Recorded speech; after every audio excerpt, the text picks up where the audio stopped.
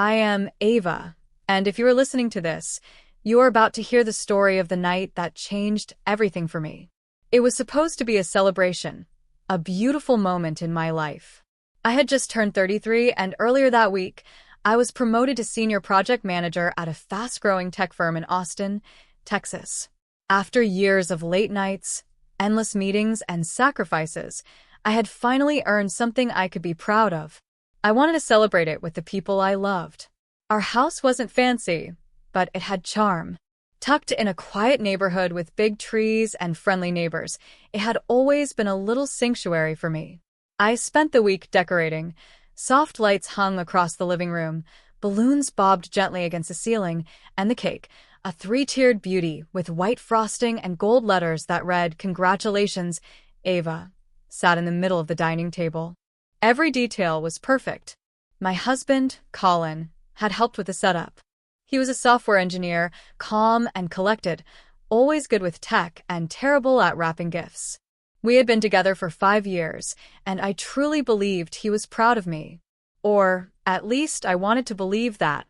As guests began to arrive, the house filled with laughter, warm hugs, and music playing softly in the background. I remember standing near the kitchen island, chatting with my best friend Layla, who also worked with me at the company. Her eyes lit up as she leaned in close and whispered, "You must feel on top of the world right now, Ava. This is huge." I smiled and nodded, soaking in every second of it. Layla had seen me through the tough years, the setbacks, the impossible deadlines, the doubt. She knew how much this moment meant. When it was time, I clinked my glass gently to gather everyone's attention. Colin stood beside me, his arm around my waist. I took a deep breath and said, "Thank you all so much for being here tonight. I've just been promoted to senior project manager, and I couldn't have done it without the support of each and every one of you." The room broke into cheers and claps. For a brief moment, I felt like everything was exactly how it should be. I was proud. I was happy. But then I saw Colin's face, and everything started to change. As the cheers filled the room, I looked around and saw nothing but smiles, Layla grinning, my coworkers toasting, even a few happy tears from my aunt who had driven in from San Antonio. But then my eyes landed on Colin. He was clapping, yes, but slowly, without any real joy behind it. His expression was tight, like he was trying to hold something back. That warmth I expected from him. It just wasn't there. I brushed it off, telling myself he was just tired. Maybe the party prep had worn him out more than I realized. But as I glanced across the room again, I noticed his mother, Judith, seated on the couch with that familiar disapproving look she always wore like perfume. She leaned over to Colin, and though she spoke softly, I caught the words, "Is this what you wanted? To be overshadowed by your wife." Her voice was like a needle puncturing the joy in the air. I froze for a second, the words echoing in my mind. I looked back at Colin, hoping he would shut her down, or at least offer me a smile. Instead, he shifted uncomfortably and avoided my gaze. The moment passed, or at least I pretended it did. I tried to get back into conversations, to laugh and mingle, but something had shifted. A few minutes later, while people were serving food, Colin pulled me aside into the hallway, just out of earshot from everyone else. His voice was low, but sharp. "Ava, I think it's time we start thinking seriously about the future. You know, settling down. Starting a family." It caught me off guard. "Colin, we've talked about this," I said gently. "This promotion means more stability, better opportunities for both of us. It's a good thing." He shook his head. "But at what cost? You're already so busy. I barely see you anymore. And now this? Do you really want a career more than a family?" The words hit hard. I tried to steady my voice. "This isn't about choosing one or the other. I can be successful and still build a future with you." But he wasn't listening. His eyes flicked toward the living room, where Judith sat watching like a hawk. And in that moment, I realized his doubts weren't just his own.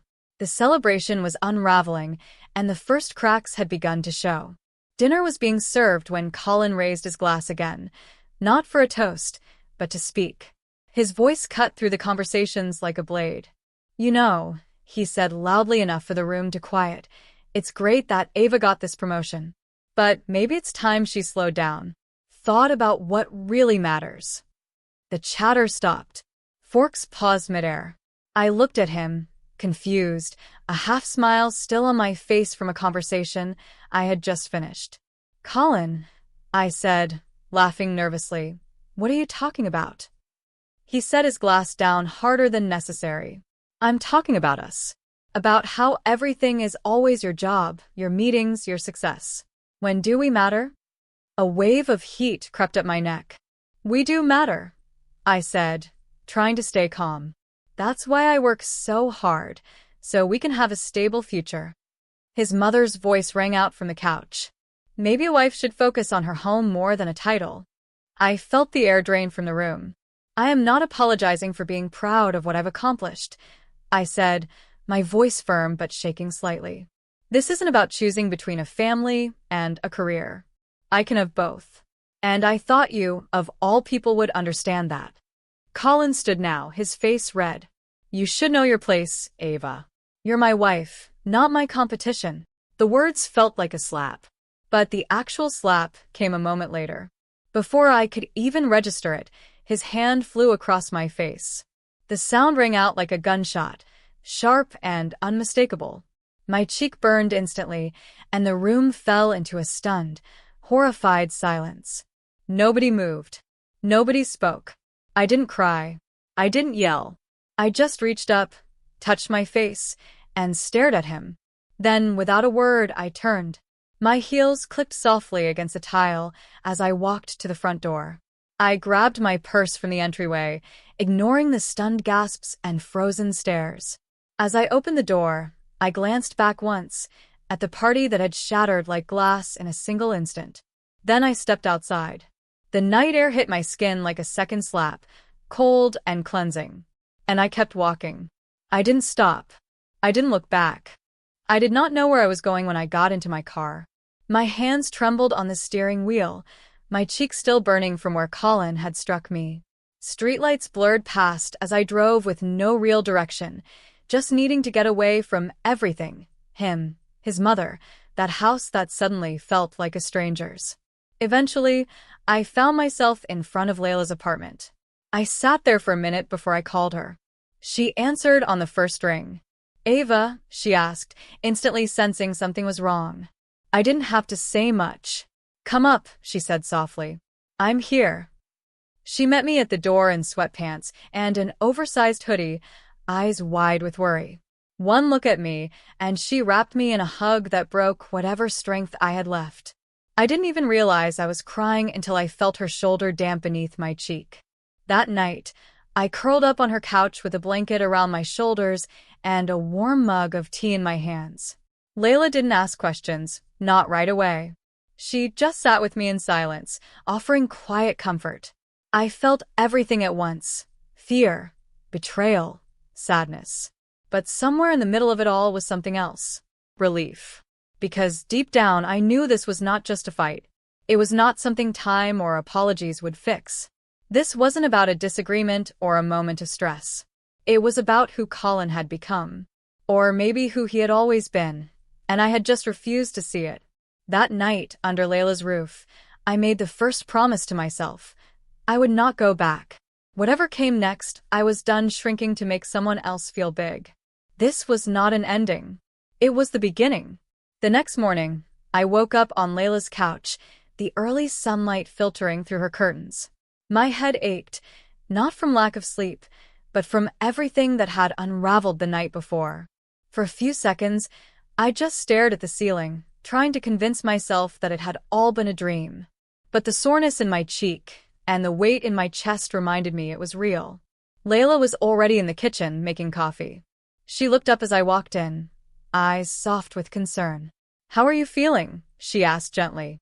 I sat down at the table, wrapping my hands around the warm mug she placed in front of me. "I don't even know," I whispered. "It still doesn't feel real. But I can't go back." "I won't." Layla nodded. "Then let's start thinking about next steps. You don't have to do it all today, but you do have to begin." After she left for work, I sat in silence for a long time before picking up my phone. My fingers hesitated over the screen, but then I searched for a divorce attorney. I made the call. That afternoon, I sat across from a lawyer named Daniel Parks in a quiet office that smelled like leather and ink. He was kind, direct, and calm in a way that helped settle my nerves. "We can start when you're ready," he said after I explained what had happened. "You don't need to have all the answers today." I nodded slowly. "I'm ready," I said, my voice firmer than I felt. Filling out the initial paperwork felt strange, like signing away the version of life I had once imagined. But it also felt necessary. I was choosing myself for the first time in a long time. The following week passed in a haze of paperwork, phone calls, and silent moments where the weight of everything threatened to pull me under. But somehow I kept going. And a big part of that was because I was not alone. At work, I expected whispers, maybe even judgment. But instead, I found quiet understanding. My boss, Mr. Johnson, called me into his office the morning after I returned. He looked at me with genuine concern. "Ava, I heard a little about what happened. I won't pretend to understand everything, but I want you to know you have our full support. Take the time you need. You've always been one of our strongest team members, and that hasn't changed." His words caught me off guard. I had braced for distance or awkwardness. Instead, I found respect and patience. And then there was Layla. She became my constant, my grounding force. Every evening after work, we'd sit on her couch with takeout, sometimes talking, sometimes watching bad TV, sometimes just existing in silence together. "You're not broken," she told me one night as I stared blankly at the wall. "You're healing. That takes time. And you're allowed to take that time." I didn't always believe her, but I wanted to. Her presence made the silence less sharp, the nights less lonely. Little by little, I felt myself coming back. The pain was still there, sharp and sudden in quiet moments, but it was no longer the only thing I felt. With Layla's unwavering support and the quiet encouragement from people like Mr. Johnson, I started to rebuild something inside myself. Not just strength, but confidence. The kind I had almost forgotten I had. The kind I was finally learning to trust again. The first message came 2 days after I filed for divorce. "Ava, please." I don't know what came over me. I was angry. I made a mistake. "Can we talk?" I stared at my phone, his voice pouring through the speaker, familiar, desperate, and full of a sadness I almost believed. Almost. Over the next week, the calls kept coming. Some were quiet and pleading, others angry and panicked. One message started with, "You're throwing everything away," and ended with, "Please, I need you." He sent long texts, voice notes, even pictures of old memories, anniversaries, vacations, the night he proposed. As if nostalgia could erase violence. At first I listened. I wanted to understand. I wanted some part of me to feel something other than disappointment and hurt. But every time I heard his voice, I was pulled back into that moment. The slap, the silence, the humiliation. No apology could undo that. One evening, I sat on Layla's balcony with a blanket wrapped around my shoulders, my phone in my lap. The screen lit up with yet another message. I didn't open it.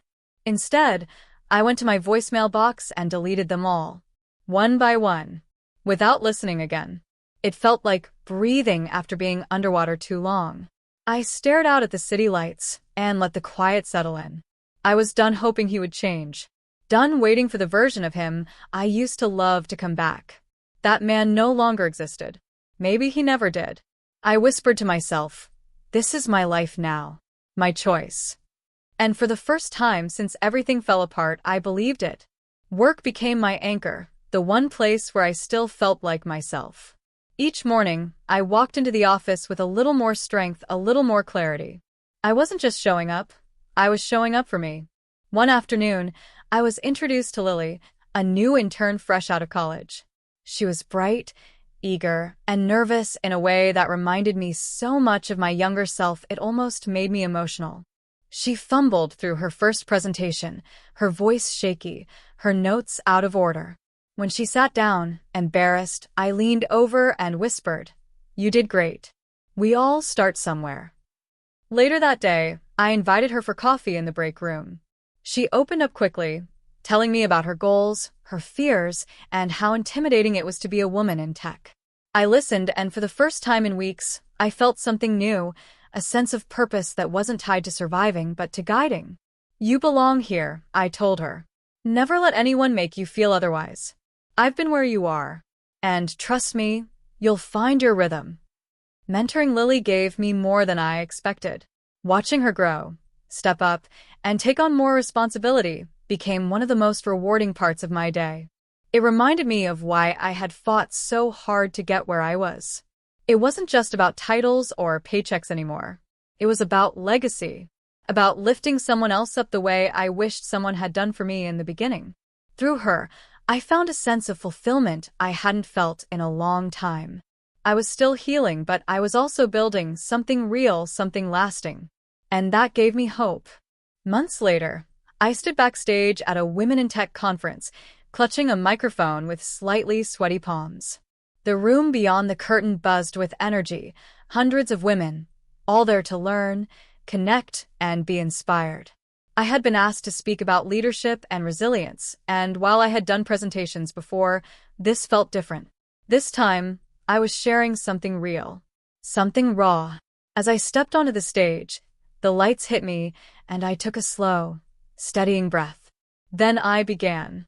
I'm Ava, and I'm a senior project manager at a tech firm here in Austin.